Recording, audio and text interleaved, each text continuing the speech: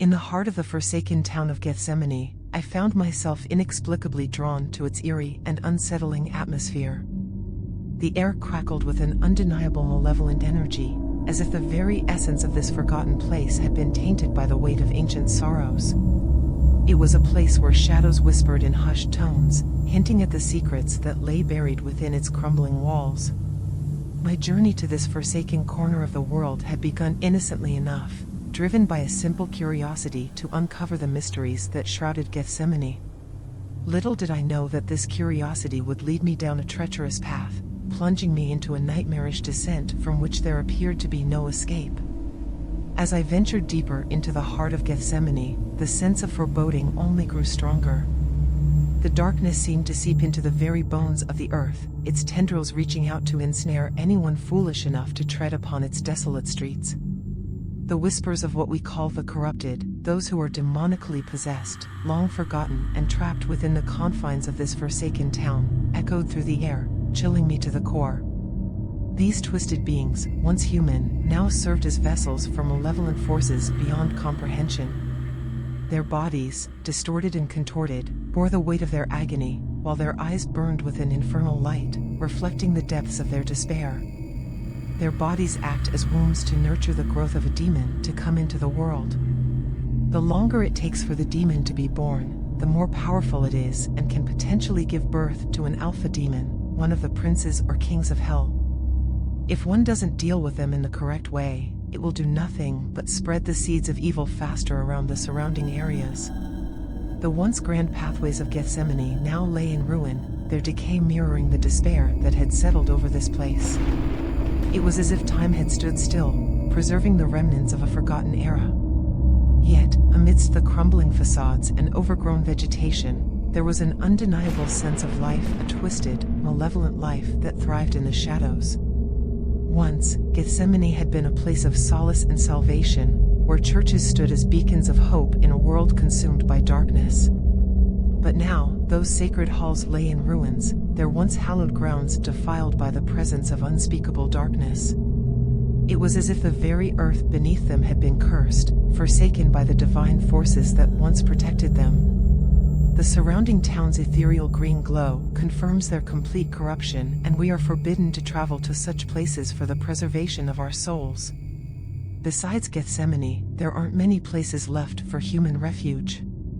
As the demonic presence slowly takes over civilization, each day becomes another test of our resilience in these trying times. With each step I took, I could feel the weight of the past pressing down upon me, as if the very essence of Gethsemane sought to consume my sanity.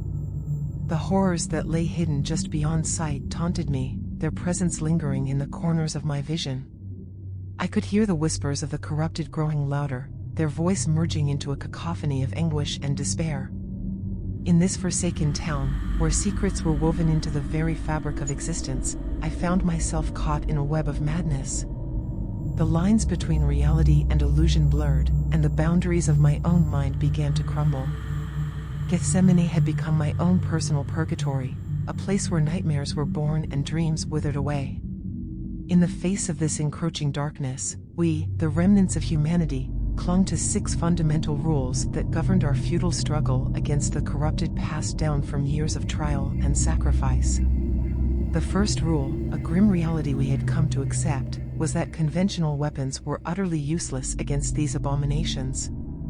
Their flesh, imbued with the essence of darkness, rendered them impervious to mortal harm. It was a chilling reminder of the immense power they possessed, a power that seemed to mock our feeble attempts to resist. The second rule, equally as crucial, dictated that any form of contact with the corrupted was strictly forbidden.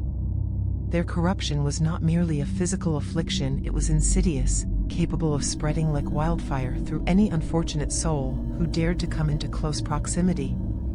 To touch them was to invite the same fate upon oneself, a fate worse than death, as their malevolence seeped into every fiber of one's being, consuming them from within. The third rule filled us with dread, uttering their true names invited their wrath upon us. Speaking the demon's true name holds no weight or power over it. Only a higher power or someone blessed can utter the foul demon's true name, and God has long since abandoned us. This leads into the fourth rule. The fourth rule forbade any attempts at exorcism, as the ancient rituals and incantations that had once held sway over other malevolent entities proved futile within the confines of this cursed place. It was a chilling realization that the forces at play here were far beyond our limited understanding, rendering our attempts at banishment utterly useless. But it was the fifth rule that truly sent shivers down our spines, as it warned of the cunning nature possessed by these creatures. To face them alone was akin to signing one's own death sentence, for they were masters of deception and manipulation. Their ability to outsmart even the most astute of adversaries was a testament to their malevolence and the direness of the situation we found ourselves in. As we trembled, clinging to every word, the final rule was whispered with a reverence tinged with terror. The sixth rule, a warning that sent a shiver down our spines. It cautioned against meeting the gaze of a fully born demon, for to do so would be to risk being drawn into the very abyss from which it emerged. The abyss, a place of unimaginable darkness and despair, held a magnetic pull that threatened to consume the unfortunate soul who dared to lock eyes with the embodiment of pure despair. These rules were our only defense, our feeble attempt at survival in a world overrun by darkness. But even as we adhered to them, it became increasingly clear that our efforts were in vain. The corrupted, relentless in their pursuit, roamed the streets with an unholy hunger, leaving nothing but desolation in their wake. They were the embodiment of a world gone awry, a testament to the depths of despair that humanity had fallen into. And so, we were left to wander the decaying streets of Gethsemane, forever haunted by the sight of those twisted beings. We clung to the remnants of hope, praying for a miracle that seemed increasingly distant. But in the face of such overwhelming darkness, our faith wavered, and the question lingered: would we ever find redemption, or were we doomed to be consumed by the very evil that surrounded us? In the face of these rules, we were left with a profound sense of helplessness. The weight of the knowledge we had acquired, the understanding of the immense power and malevolence that surrounded us, pressed down upon our shoulders. We were but mere mortals, standing on the precipice of a realm far beyond our comprehension. Yet, even in the midst of our fear and trepidation, a flicker of determination ignited within us. We would not succumb to the paralyzing grip of terror. We would face these ancient beings head-on, armed with the knowledge of their rules and the courage to defy their dominion. For in the darkest of times, it is often the smallest glimmer of hope that guides us towards the light. However, despite our extensive knowledge of these rules and guidelines, our emotions often played a significant role in clouding our judgment. It was not uncommon for us to find ourselves making decisions that went against all reason and logic. In moments of desperation or despair, fear and doubt would infiltrate our minds, ultimately leading us to break the very rules that were put in place to protect us. It was during these vulnerable moments that the demons, with their cunning and malevolence, knew exactly how to exploit our weaknesses and take advantage of our fallibility as desperate humans. We were well aware of the measures that needed to be taken in order to eradicate the corrupted beings that plagued our world. These wicked creatures, tainted by darkness and evil, had to be laid to rest in sacred ground. It was said that only in a place where a fallen angel had once descended to earth and failed God's trial, resulting in their banishment to hell, could these abominations be truly vanquished. However, finding such a sacred place within the cursed confines of Gethsemane, a town steeped in damnation and despair, felt akin to searching for a tiny needle in a vast haystack. The task at hand was not for the faint-hearted.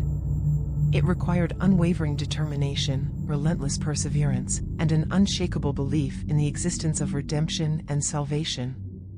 We embarked on our quest, our souls burdened with the weight of the world, knowing that failure was not an option. The fate of countless innocent lives depended on our success. As we delved deeper into the heart of Gethsemane, we encountered unimaginable horrors and witnessed the darkest corners of human nature. The town seemed to pulsate with an eerie energy, as if it were alive with the essence of malevolence itself. Every step we took felt like a battle against the forces of darkness, with our resolve being tested at every turn. Days turned into weeks, and weeks into months, and still, we persisted. We scoured every inch of the town, leaving no stone unturned in our relentless pursuit of the sacred ground we so desperately sought. Our minds became consumed with the task at hand, our thoughts haunted by the specters of failure and the consequences it would entail. Whispers of an even greater menace began to permeate the air, reaching the ears of the wary. It was said that for each of the 7 continents that spanned the globe, an alpha demon will be born, each one serving as an ominous precursor to the arrival of the 8th, the harbinger of the apocalypse, the Antichrist, born upon the sacred grounds where the first fallen angel, none other than Lucifer himself, had descended. As I pen down these very words, I am acutely aware of the fleeting nature of time. The ominous shadows creep ever closer, their whispers a seductive mix of promises, enticing with the allure of power and salvation.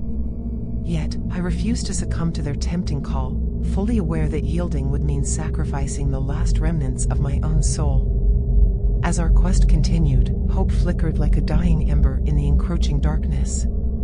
Exhaustion gnawed at our bones, and despair threatened to consume us whole. Yet, still we pressed on, driven by a stubborn determination to defy the odds stacked against us. But as days turned into weeks, and weeks into months, it became increasingly apparent that our efforts were in vain. The sacred ground we sought remained elusive, hidden beneath layers of despair and decay. Each passing day brought us closer to the brink of despair, until even the most steadfast among us began to lose hope. And then, just when we thought we could bear no more, tragedy struck. In a moment of weakness, one of our own succumbed to the seductive whispers of the shadows, breaking the very rules that had guided us thus far. Their actions unleashed a wave of chaos and destruction, the consequences of which reverberated through the desolate streets of Gethsemane. The corrupted, sensing our vulnerability, descended upon us with a ferocity that left us reeling. Their twisted forms moved with an unnatural grace, their eyes ablaze with an unholy light. We fought bravely, but our efforts were futile against the overwhelming tide of darkness that threatened to engulf us. We were no match for the malevolent forces that lurked within Gethsemane. Our bodies were torn asunder, our screams echoing through the empty streets as a chilling reminder of our failure. And as the last vestiges of life faded from our battered forms, we were consumed by the darkness, our souls condemned to wander the desolate streets of Gethsemane for all eternity. Our quest for redemption had ended in tragedy, our hopes dashed upon the rocks of fate. Gethsemane remained a forsaken place, its secrets buried beneath layers of sorrow and regret. And as the shadows closed in around us, we realized that we were but pawns in a game far greater than ourselves, mere playthings in the hands of malevolent forces beyond our comprehension. In the end, there was no salvation, no redemption. Only darkness, stretching out into eternity, a bleak reminder of the folly of mankind. I only hope the person who finds this journal can continue where we left off and finally put an end to this demonic nightmare. Your support means everything to us. If you enjoyed the video, hit that like button, share, and subscribe. Click the video on the screen for more shadowy delights.